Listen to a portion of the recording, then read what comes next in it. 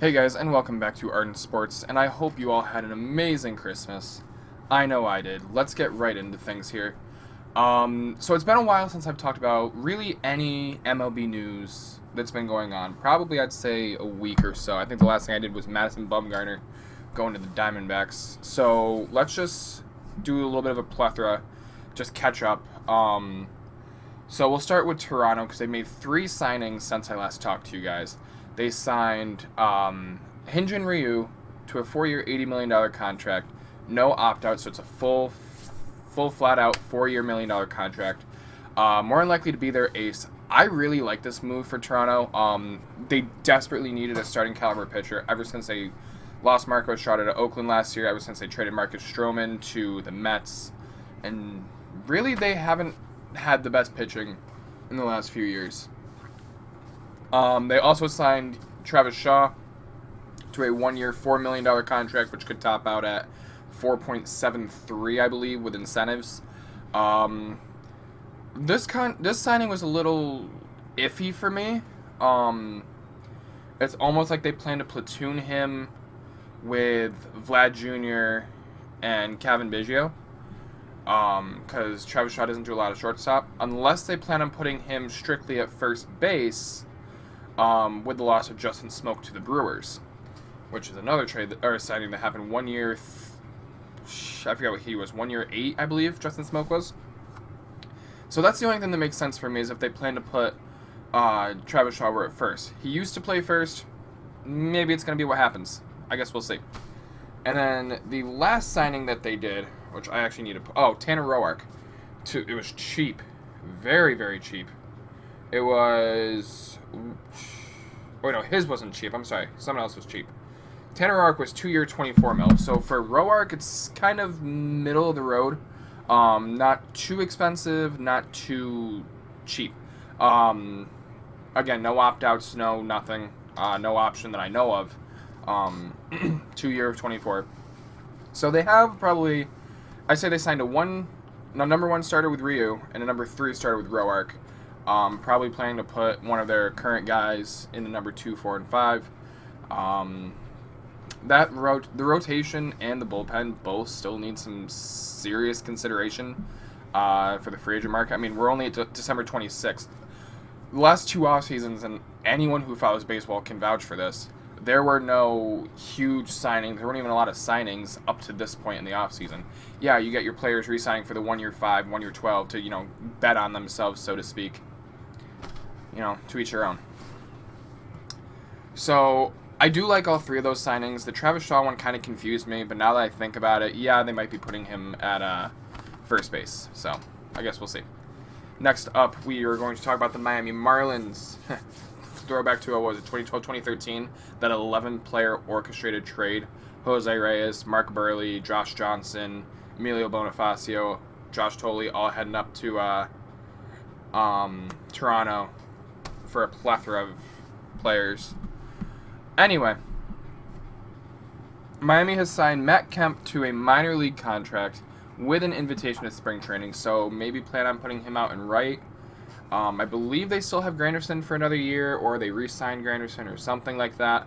Granderson didn't have too bad of a year last year for Miami, so we'll see what happens there. If they do retain Granderson, or if he's still there. An outfield of Granderson, Brinson, and Kemp. Throw Brian Anderson in the mix. It may not be too bad. They seem to be kind of going in a little bit. They got Jesus Aguilar and Jonathan VR earlier in the offseason, so they're trying to put something together. They're not trying to throw the season. Are they still going to finish 5th place in their division? Probably.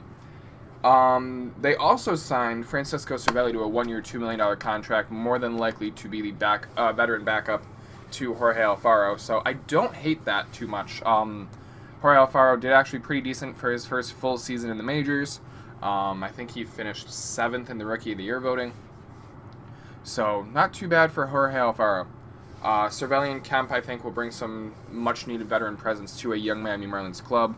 Now if they can just get a couple pitchers and like a really solid bat, like they're talking about possibly getting Puig, maybe a little Matt Kemp and Yasiel Puig reunion. That'd be kind of cool. And Granderson, actually. All 3 of them played for the Dodgers, I believe, at the same time. So that'd be kind of cool to see. Anyway, moving on, let's talk about the Chicago White Sox. So earlier on in the offseason, the White Sox traded for Nomar Mazara, which I thought was a huge upgrade in right field for them. You got, hopefully, God willing, a full season of Eloy Jimenez in left. No set center fielder that I can think of right now. Oh, wait, Adam Eaton, right? I think Adam Eaton is still... I think Adam Eaton is still in Chicago. In Chicago. I gotta look that one up, actually. But, and then Nomar Mazara and right. I like that a lot for the White Sox. They have also went out and signed a few players. They've signed Gio Gonzalez. They have signed Dallas Keuchel. So they're, and Yasmani Grandal. So the White Sox have been pretty busy this offseason. They are trying to, get something going. I'll be curious to see how they can, not Adam Eaton. Eaton doesn't play for them anymore. Wow, Lurie Garcia is their center fielder. I'm pretty sure Eaton hasn't played for them in a few years, now that I think about it. Anyway, not the point. So, anyway. Yeah, Eaton's for the frickin' Nationals. I don't know where I thought he was still in the White Sox. He hasn't been on the White Sox since 2016. Brain fart. Anyway. But still, not a terrible outfield. They need some infield help as well. Yohan Moncada can't get it all done himself. Jose Abreu, he's alright. Not the player he's been in years past. So, but just like the Blue Jays, the White Sox are upgrading that rotation huge, with the additions of Gonzalez and Keuchel. So we'll see how those work out for the Chicago White Sox.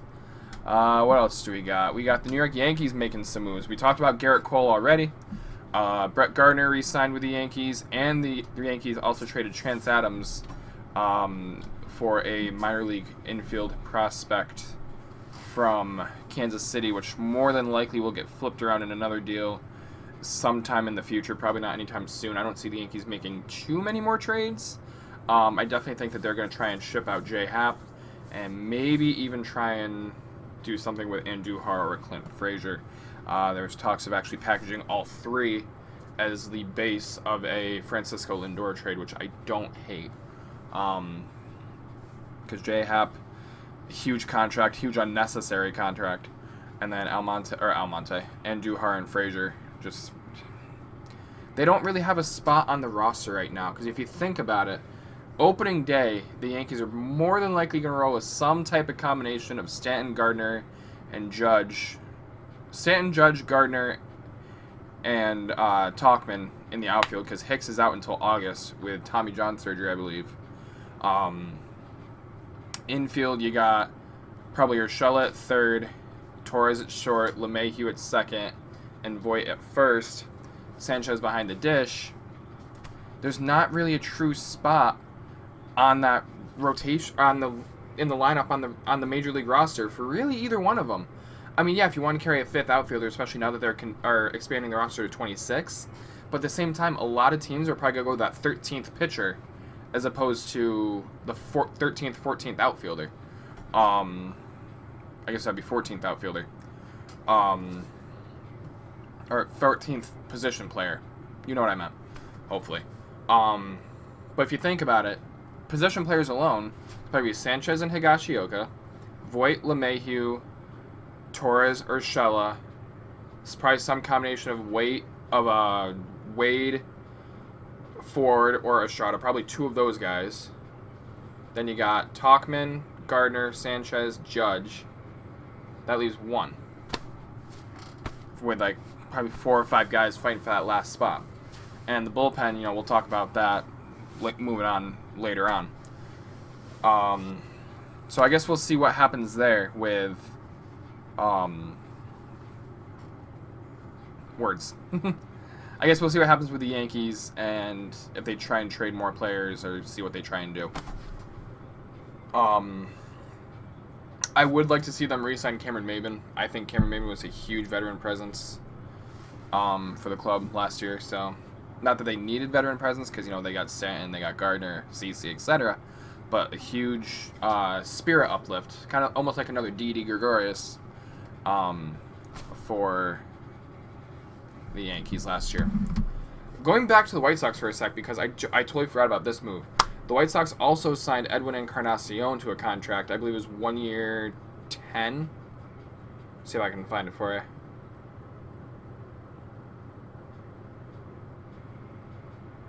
One year 12. So, I do like that a lot. It has a $12 million club option, which we'll see what happens there. But Encarnacion more than likely will serve as the full-time DH for the White Sox, and depending how Encarnacion and Abreu are doing when they go into National League parks, we'll see which one they decide to play at first base. Now, I brought up Didi Gregorius just a moment ago. He signed a contract with the Philadelphia Phillies, reuniting with Joe Girardi, and honestly, I am kind of happy that for him that he signed that contract, because it kind of showed, especially as the offseason started to progress, and even towards the end of the playoffs, well, the Yankees run in the playoffs anyway, that there was almost like an awkwardness. Like, he even said that the Yankees contacted him once, and it was the initial arbitration, which he or not arbitration, the initial qualifying offer, there you go, which he had declined. Wait a minute, no. They didn't even, they said they were going to offer him one, and then they never did. So they never even offered him anything. They just said, okay, bye. So I don't know. He reunites with Zach Wheeler, or I'm sorry, he reunites with Joe Girardi and pairs up with Zach Wheeler. So 2 New York guys heading down to Philly. A lot of people like this move, and honestly, for the Phillies, I do too, because more than likely they're going to slot Gene Segura over the second base. Don't know what they're going to do at third base yet, if they're going to go with Scott Kingery or what they're going to do. But even if they go with Kingery, they'll have Kingery at third, Didi at short, Segura at second, and Rhys Hoskins at first. That's not a bad infield at all. And you got, hopefully, a healthy Andrew McCutchen, not sure who's going to be in the center, and Bryce Harper in right, with JT Realmuto behind the plate, and Aaron Nola, Zach Wheeler, one of those guys rolling out opening day. That's kind of scary. Philly might actually put up a fight this year in the NL East, so we'll see about that. Speaking of former Yankees going to the NL East, we have Dellin Betances signing a 1-year contract with the crosstown rival New York Mets. And a lot of people took this as like a betrayal. I'm not one of them, because in his Instagram post, he doesn't thank the Yankees at all. You know, he goes on and on about how he grew up playing minor league ball in Staten Island, and how he talked about how he made his, major league debut in the Bronx and this, that, the other thing. And it just kind of washed away from there, and he went right on to thank Brody Van Wagner and Carlos Beltran and all these guys, for bringing him to the Mets and hoping to win a World Series. Good luck with that. I don't know. I don't take it as betrayal. I don't like that he signed with the Mets. Personally, it would have been less backstabbing to me if he went and signed with Didi and Girardi in Philly, or if he went out to LA. But I don't know. The Yankees bullpen currently consists of a combination of Jay Happ, Domingo Germán, and Jordan Montgomery, because we can't have an 8-man rotation. And then Jonathan Holder, Tommy Kahnle, Zach Britton, Adam Ottavino, Aroldis Chapman, Chad Green. I don't think I said him yet, and if I did, oh well. But the Mets desperately needed that backup to Edwin Diaz, and honestly, that may even move Edwin Diaz into the setup role, because he had a stellar 2018 with the Seattle Mariners and then had a very lackluster 2019 with the Mets. So will they put Dellin Betances into the closer spot and Edwin Diaz into the setup with probably Robert Gsellman? It remains to be seen. Mets obviously also lost out on Wheeler, so that could potentially bump Seth Lugo back into the rotation.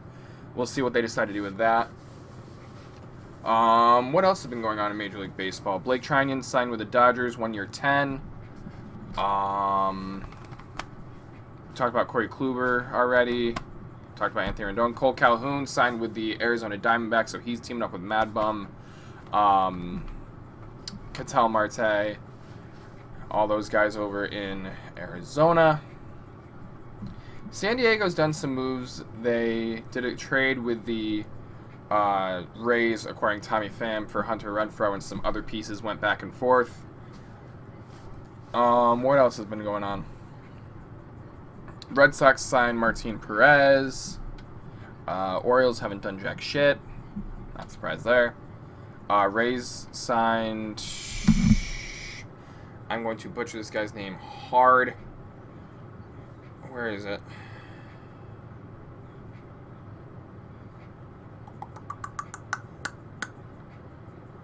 I can't even find the report for it anymore. Oh, there we go. Rays signed Yoshitomo Satsugo. Kind of like that signing for them. He did really well over in Japan.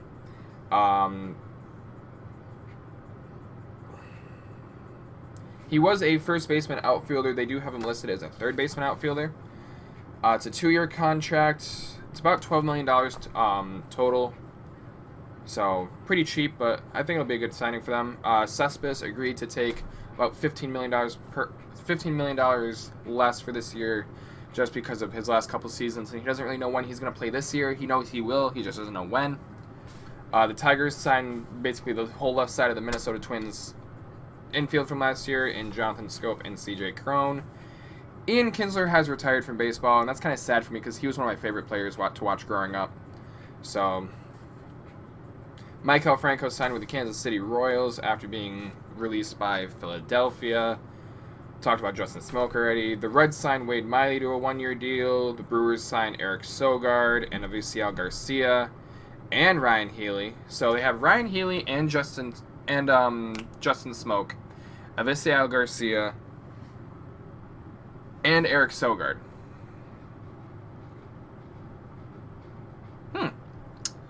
So more than likely, Smoke will play first. Healy will probably ship over to third. Sogard will play second. And Avisail Garcia will be somewhere in the outfield. They also have Ryan Braun for first base, though. With Locane and Yelich being the other two spots in the outfield, more than likely with Avisail Garcia. So, could we be seeing another trade, possibly? Maybe Ryan Braun finally gets shipped out of Milwaukee? It's possible. Cardinals signed Kwang Hyun Kim. The Blue Jays signed Shin Yamaguchi. The Twins re-signed Sergio Romo. Rick Porcello signed with the Mets. Michael Wacha signed with the Mets. Tigers signed Austin Romine. The Brewers signed Brett Anderson. So the Brewers have been making a lot of moves, trying to get back into the playoffs and further into the playoffs. Adam Jones has signed over in Japan. The Twins signed Alex Avila. So the Twins are doing a lot of moves too.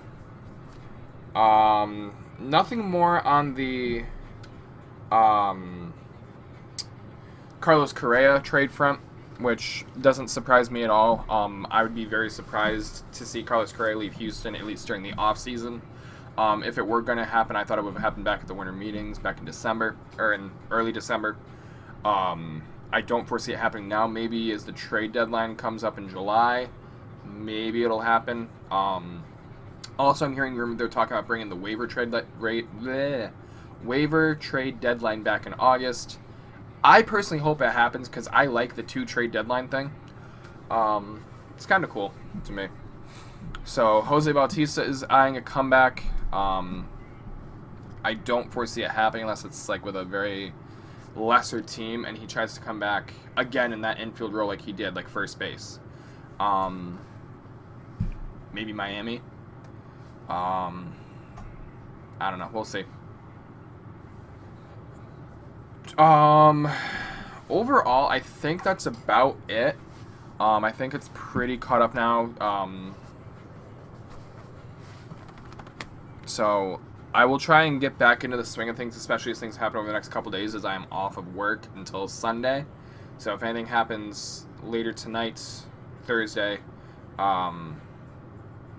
today's Thursday, tomorrow Friday, or Saturday, if anything happens in that time, I'll get it out quicker.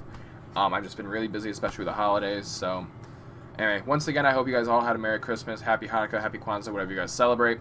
Looking forward to the new year, looking forward to big things coming to this channel and just in my personal life in general. Be sure to like, comment, subscribe, share, hit that notification bell. Is the #1 way to help out the channel. and I'll be talking to y'all later. Peace. I'm out.